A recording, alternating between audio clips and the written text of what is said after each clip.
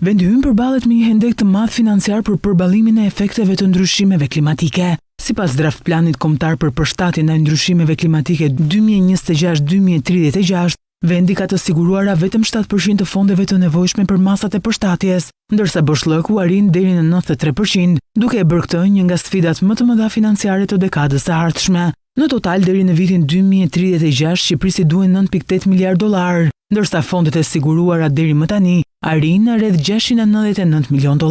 Dokumenti evidenton se sektori i transportit dhe zhvillimi urban përballen me mungesën më të madhe të fondeve, me një boshllëk prej gati 100%. Me përjashtim të turizmit i cili nuk ka asnjë mungesë, boshllëqet në financim janë të larta në të gjithë sektorët e tjerë, ku për pylltarinë dhe sektorët ndërsektorial janë identifikuar nivele hendeku mbi 90%. Për bujqësinë, mungesa e fondeve të nevojshme kalon në 78%, ndërsa për energjinë 85%. Draft plani liston një sër faktorësh që e thellojnë këtë mungesë fondesh, ndërto përfshihen kostot e larta fillestare të projekteve, mungesa e instrumenteve të reduktimit të riskut dhe fragmentimi donatorëve, që shpesh sjell mbivendosje të ndërhyrjeve dhe mungesë koordinimi.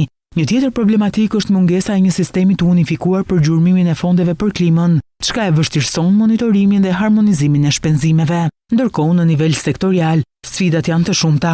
Bujqësia përballet me ndikime të drejtpërdrejta nga thatësira dhe rritja e temperaturave.